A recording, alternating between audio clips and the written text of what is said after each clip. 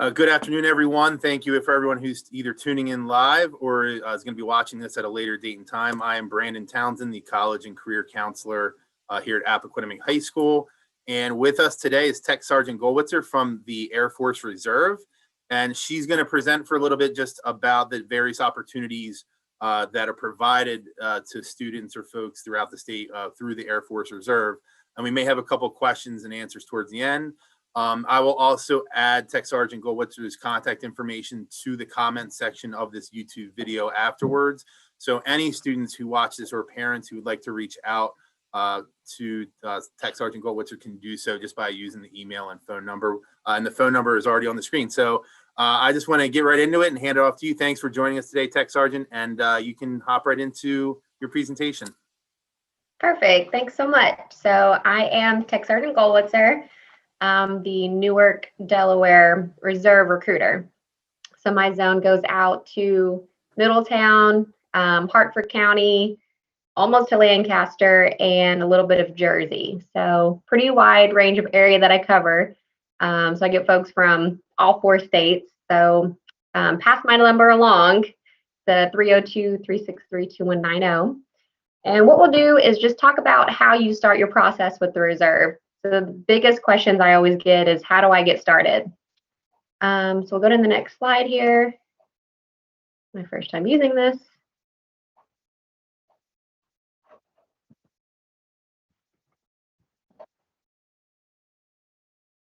Can you see the next slide? I know I personally can't right now. Let's see. Well, it's like frozen. Okay, that's okay. I'll just talk about it. Sorry about that. Okay. Or even if you're, are you able to exit the presentation and just go through the slides that way? It's like all the way frozen, not letting me click anything. End slide.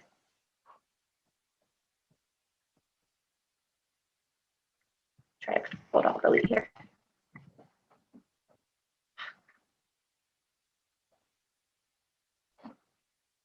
And even if you end up just wanting to roll with it, that's fine too.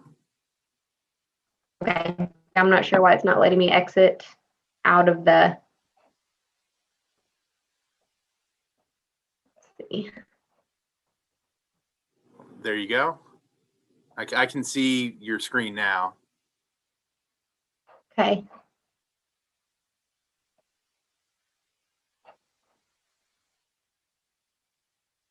I don't know why it's not letting me go to the next slide. Okay, that's okay. I can just talk about it. Oh, here we go. Can you see this? Yep, you're good. Go with it. Okay. All right, so this is the Stairway to Success, and their first step is going to be to meet with the Air Force Reserve recruiter. That's me. I'll have you bring your documents like your driver's license, social security card, birth certificate, high school diploma, and then any additional documents. You know, if you have taken college classes, I'll take the transcripts. If you wear braces, I'll need a letter from your orthodontist. So all the documents that you need just to get started so I can verify you are who you are and you have all your documents is the very first step. So we'll all go through those. If you're the age of 17, your parents will have to come and show their ID as well. If you're 18, you can come on your own. But I always encourage folks to bring someone with them just to kind of help ask questions. You know, a lot of folks will come to my office and sit down and go, I forgot everything I wanted to ask. So I always say either write your questions down or have someone come with you to kind of help you out. So we'll meet, talk about why you're interested in the reserve, what it can do for you, how it can be beneficial. Because it's a little bit of a screening process when we meet. You know, I don't want to just put anyone into the Air Force Reserve if active duty might be a better fit. So it's screening process of what your plan might be after high school, what you want to do later, you know, 1 to 5 year plan. We'll talk about that to see if the reserve is going to be something that's going to benefit your life and what you have going on and what you want to do in the future. The next thing we do after we meet is I'll schedule you for MEPS. MEPS is the Military Entrance Processing Station. So every person that wants to join the military every branch, everyone has to go through MEPS. This is where you'll take the ASVAB test and your medical physical. So I know that ASVAB is offered at your school. So if you have a good score that you want to keep, you can keep your ASVAB score. Or I always recommend going ahead and study since you've seen the test, and you can study your heart out and take the test again. The medical physical is like a elaborate sports physical. So if you ever sign up for sports and you had to go see your doctor for a physical, they check you head to toe, the mobility of everything on your body. They check for scarring, movement. They'll have to do a duck walk, so you'll squat down on the floor and duck walk across the floor. Blood work. They'll do urinalysis exam, test you for drugs and alcohol. So it's just a full day of testing and doing the medical physical. Once you're done with MEPS, you'll work on your online security clearance. So every job in the Air Force Reserve has to have a security clearance. If you were born out of the country, or if you have family members that live with you that are not citizens, it's going to ask you all those questions. It digs deep into all of your prior addresses, people who can verify your addresses, your neighbors' addresses and information, all of the jobs that you've had. It's going to ask for references and your past supervisors or managers. So the security clearance is a federal background investigation. If you've ever had a traffic ticket, a speeding ticket, you'll have to put that down with all the details. So basically that takes an hour if you have nothing on your record at all, which is sometimes the case. But if you ever worked somewhere, traveled somewhere, anything like that, it's going to take a little longer. So you'll work on that at home. And then while you're working on that, I'll get your results from MEPS to see what jobs you're qualified for in the Air Force Reserve. So this is where your job selection comes in, is you'll see all the jobs that I'll see all the jobs that you're qualified for in the Air Force Reserve total, but then I'm going to break it down by the local bases to see what you would actually serve in. Because you might, make a fabulous score on the ASVAB, let's say you make a 99, the highest possible that you can make, and you're qualified for every job in the Air Force. Well, the jobs that we're looking at are going to be at Dover Air Force Base, McGuire Air Force Base in Jersey. There's a couple bases in the DC area and one in Pittsburgh. So I'm just going to look at those 4 bases and see what jobs you're qualified for are on those local bases. Because you're only doing this part-time, 1 week at a month, 2 weeks a year, that equates to 49 days a year. So even though if you might be qualified for a PJ position that's out in Florida or California, and you can't do that once a month. So that's where the career selection comes into play, is your MEPS results and what's local at the base. Once you pick your job, you'll pick your own basic training and tech school dates. Right now, basic training dates are coming about 3 months after enlistment. So like folks that have enlisted in January, their basic training dates are coming up in April. Or you could wait a whole year if you wanted to. If you said, hey, I want to do a semester of school first and then go in the fall to basic training, you could totally do that. It's up to you.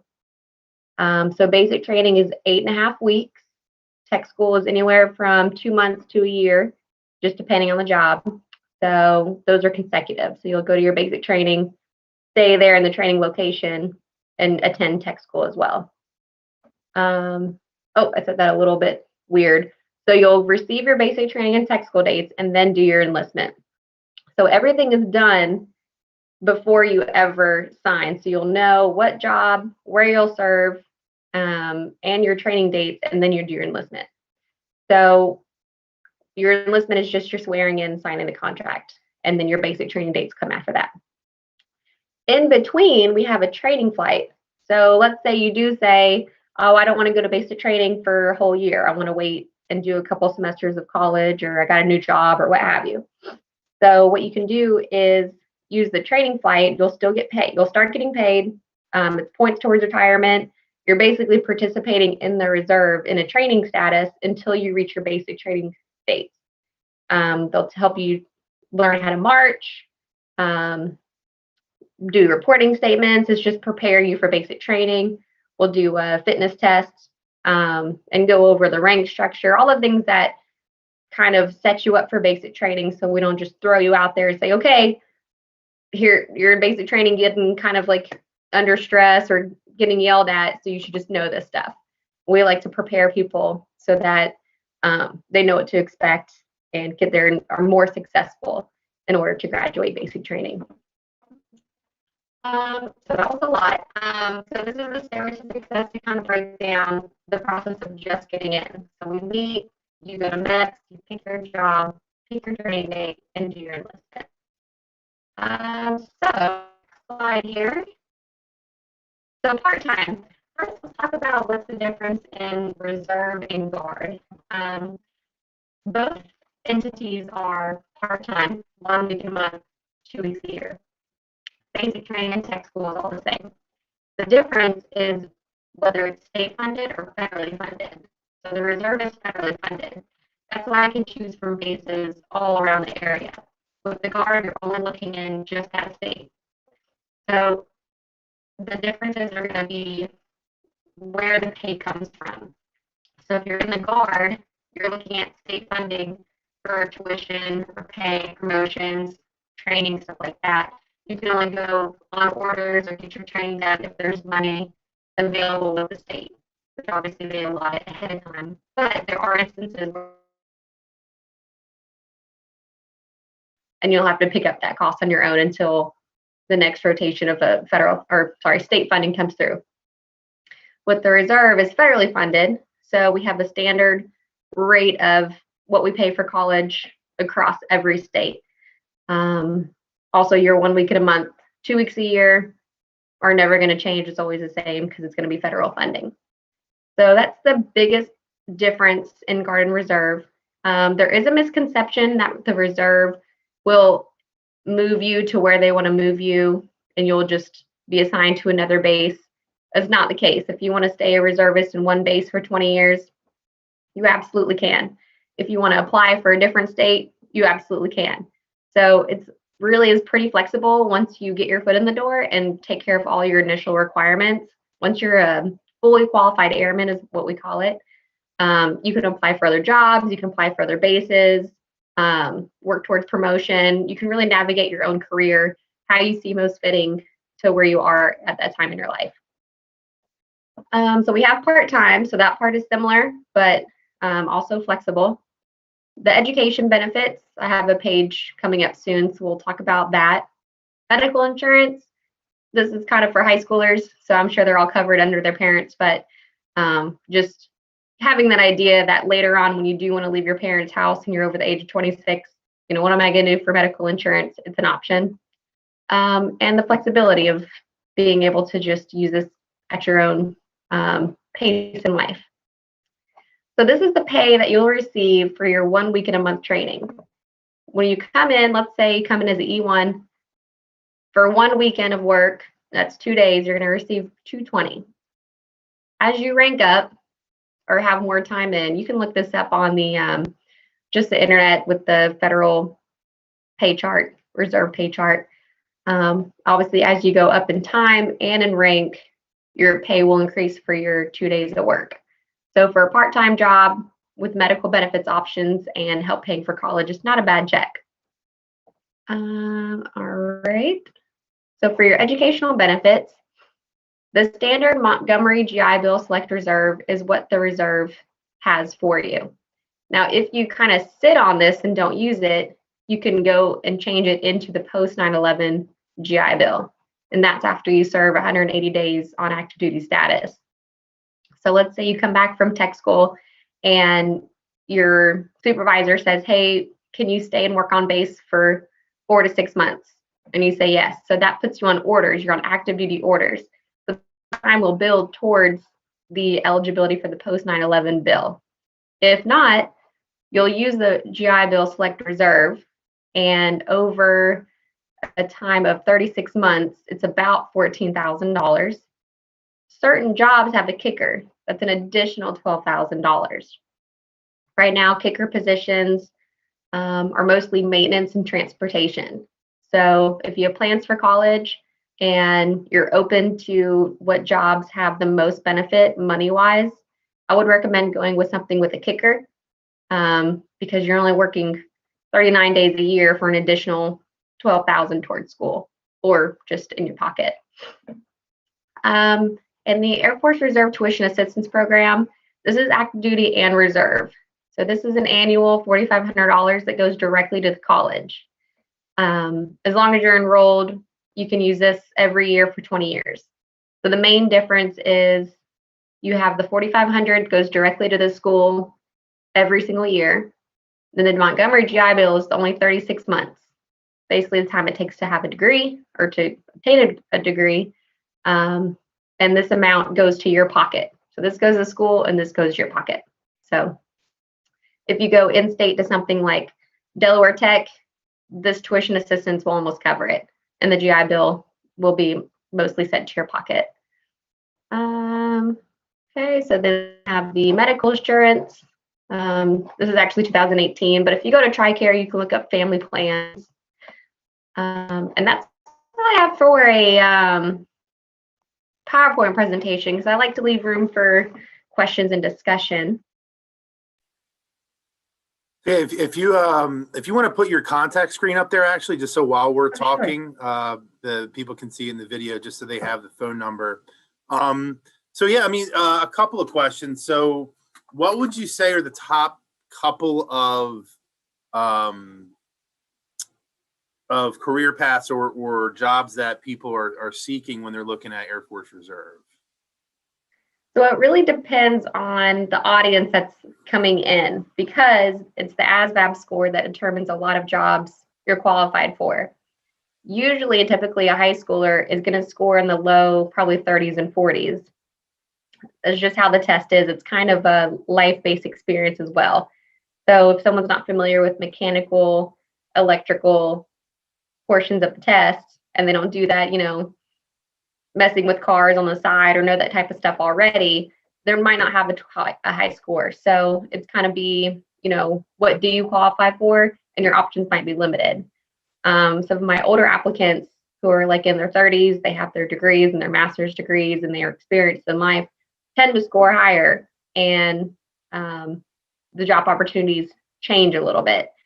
So something that's pretty popular though is medical, like med techs, dental, but the jobs that are going to have the extra money for school, which are usually pretty attractive to folks that want to pursue college, maintenance and transportation. So anything related to getting the plane up off the ground. We've got Dover and McGuire Air Force Base, both have C-17s and C-5 aircraft. So it's just moving cargo. So any type of job that you can think of related to moving the cargo and getting the plane up off the ground, those are going to be the most available jobs in the area. Awesome, thank you. So for you specifically, how long have you been in the reserve, and what brought you to the Air Force Reserve? Like what really kind of sparked that for you?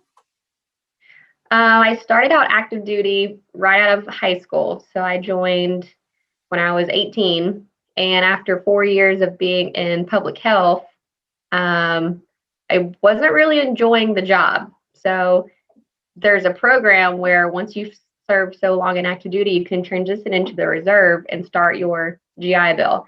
So I said, hey, I'm just going to go to college and transition to the reserve. So I had all my money saved up for my time in active duty, and I just lived off the GI Bill and went to school full time.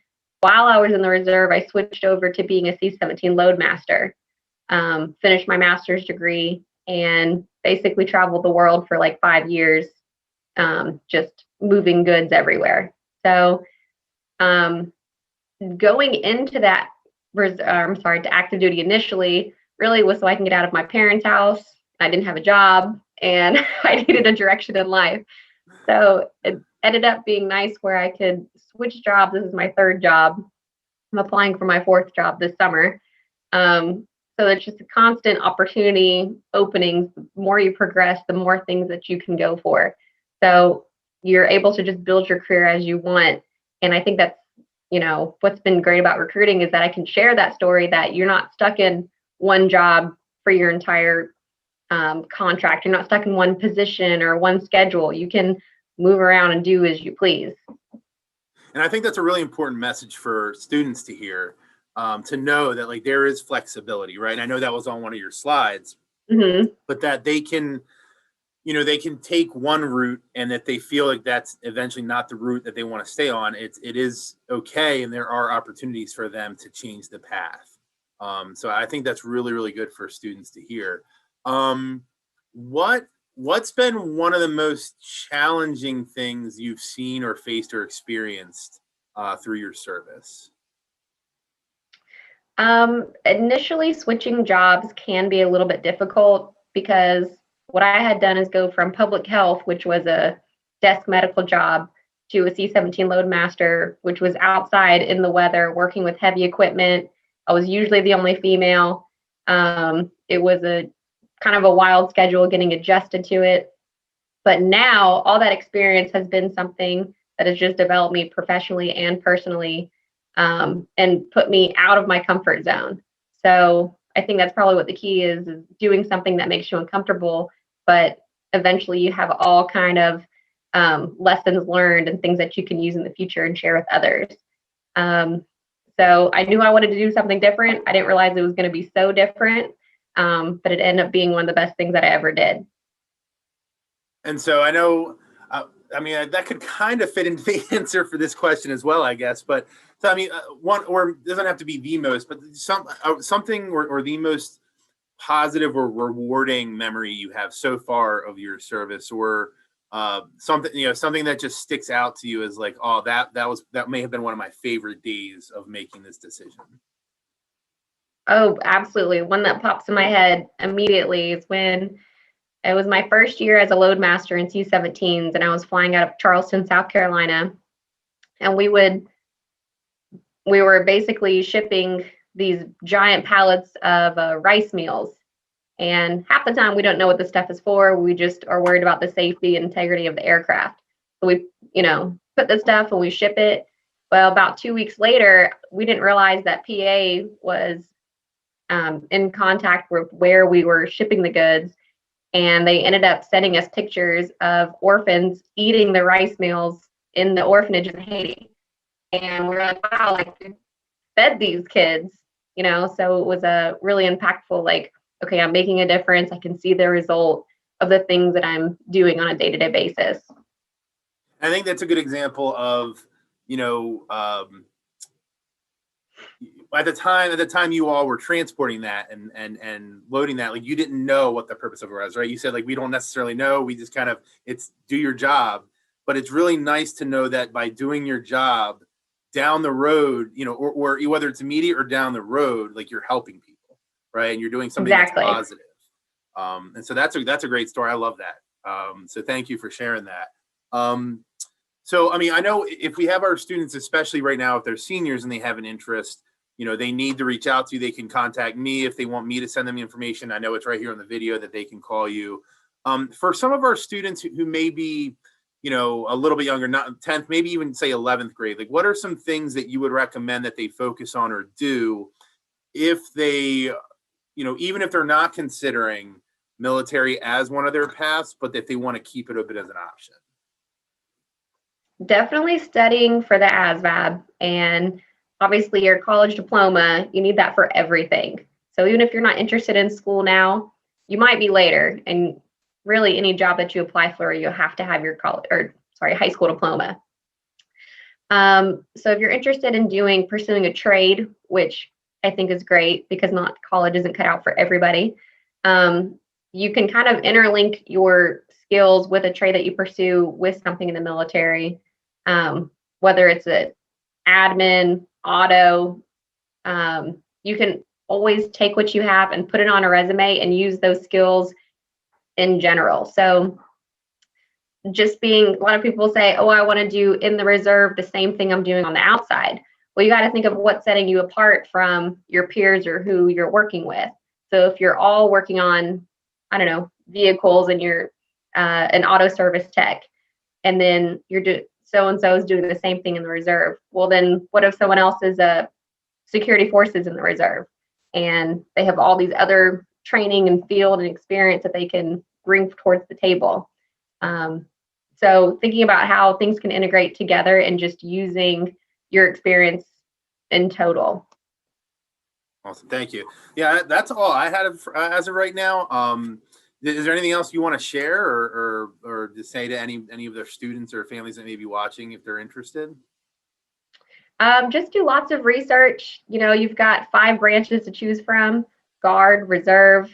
So there's just a lot of opportunities available to you. And the best thing to do is break down each one and see how it might be fitting cultural wise, career wise, and make the best decision that you can instead of just don't jump into it, basically.